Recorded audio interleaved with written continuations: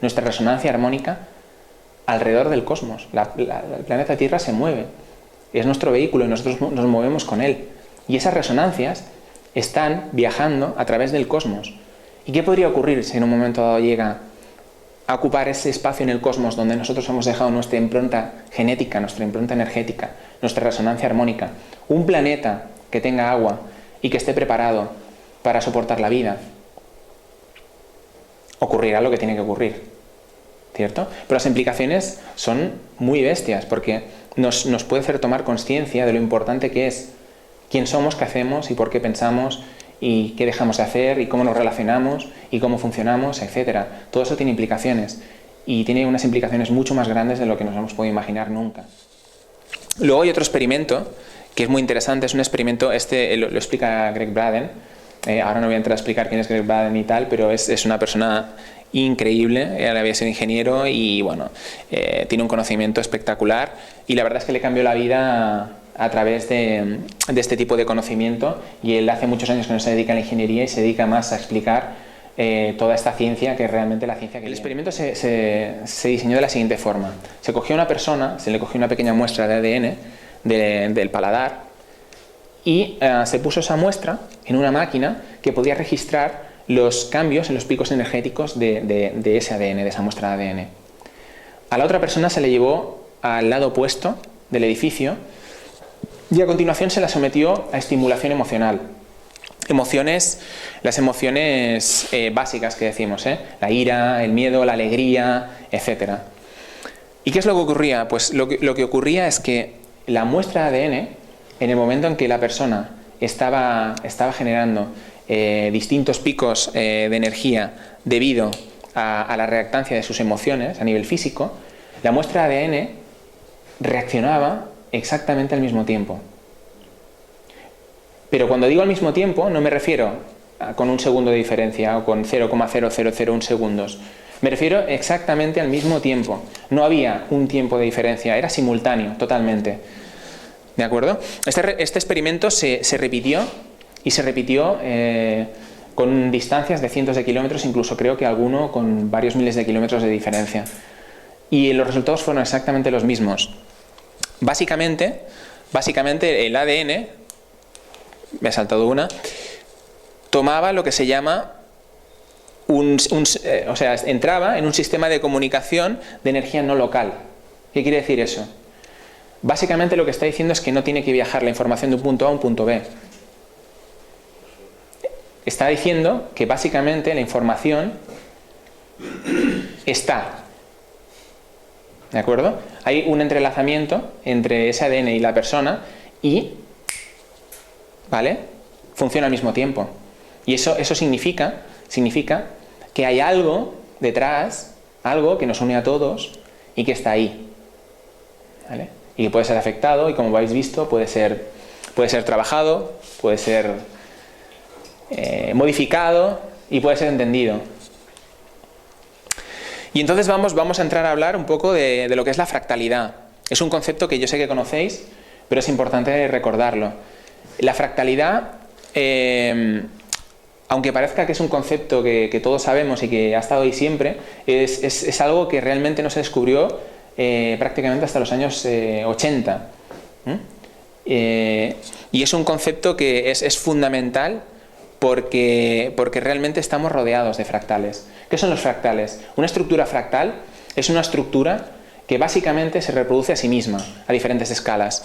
Y tenemos un ejemplo claro, que es el de la doble hélice del ADN. Y aquí tenemos, por ejemplo, la visión de una galaxia, que realmente, a lo mejor aquí no está muy bien visto, pero si pusiéramos la galaxia de lado y la estiráramos, obtendríamos el mismo tipo de forma que la que vemos con el ADN, o el ADN al revés, visto desde arriba. Estaríamos viendo el mismo tipo de elipse. ¿De acuerdo? Esto se puede entender mejor, quizás, si nos vamos a un ejemplo más concreto, que es el del brócoli. Si uno coge un brócoli y lo corta, si os fijáis, cogemos uno de los cortes del brócoli y si lo miráramos con lupa o nos acercáramos mucho a él o viéramos una foto del mismo, no sabríamos si estamos mirando el brócoli o ese corte del brócoli.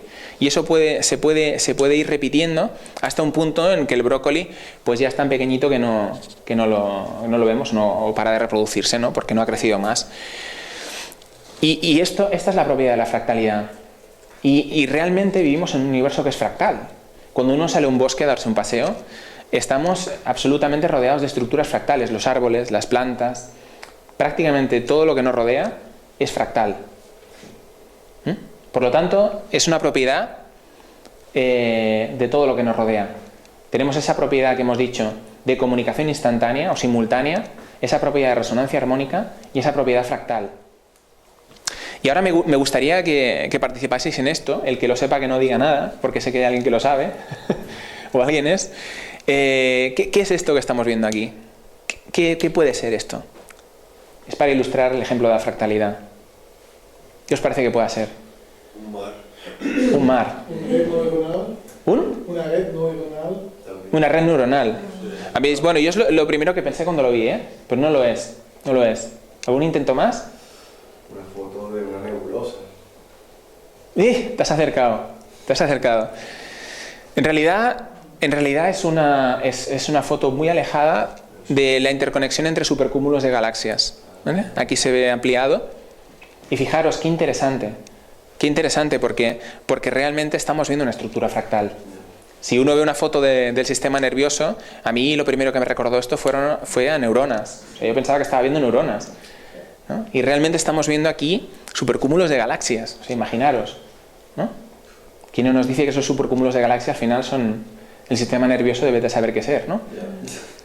Pues esa es la propiedad fractal. Podemos mirar hacia arriba y hacia abajo y nos podemos perder. Porque dentro nuestro, si nos fuéramos hacia abajo siguiendo el camino de los átomos y el camino de los cuantos y todo lo demás, son subpartículas, ocurre exactamente lo mismo.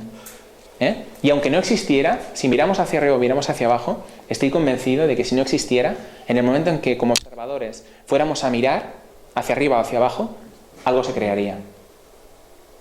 Porque es así como funcionan las cosas. ¿Y esto qué puede ser? En voluntarios. Un óvulo y un montón de espermatozoides. Pues mira, podría serlo, pero no. Podría serlo, pero no lo es. No lo es. Es una red neuronal. Sí, señor, muy bien. Premio. Una red neuronal.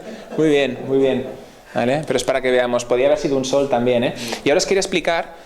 Antes he comentado que se podría abordar este tipo de ciencia a través de distintas disciplinas. Y me interesa especialmente una que está relegada porque se la ha tratado siempre como algo muy bohemio, como algo muy alejado de todo lo que nos puede aportar, a lo mejor, o todo lo que nos podría dar una perspectiva distinta en el ámbito científico, y creo que es fundamental.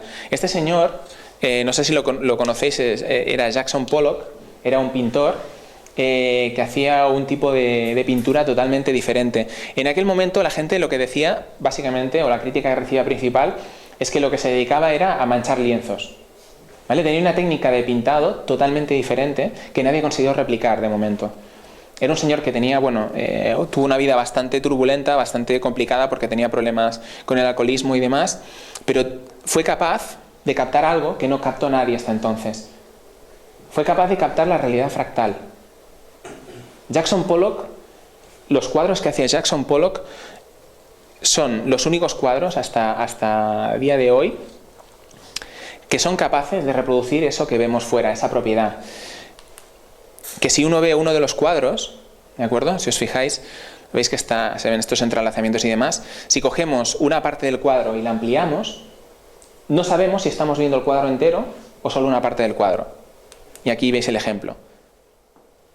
Podríamos ver, fijaros, en el primer cuadrante, que es el cuadro entero, el segundo cuadrante, que es una ampliación de una parte del cuadro, el tercer cuadrante, que sale también de ese segundo cuadrante, y el último. Nos podrían presentar cualquier de ellos y pensaríamos que estamos viendo una de sus pinturas. O sea que este tipo, de alguna manera, consiguió captar algo que estaba ahí fuera, que es la esencia fractal. Pero en aquel momento no habían tratados científicos hablando sobre fractalidad, ni existía este tipo de concepto como algo comúnmente denominado como fractalidad, como hoy en día lo conocemos, ¿no? No era un conocimiento común, era algo que estaba ahí pero que acababa de surgir y por lo tanto no estaba al alcance de todos. Y él lo captó de forma natural y lo supo reproducir en su obra. ¿De acuerdo? Este es un mensaje tremendo, porque quiere decir que a lo mejor deberíamos enfocarnos un poquito más en el arte a veces, ¿eh? Porque cuántas cosas deben estar perdiendo en la creatividad de las personas, ¿no?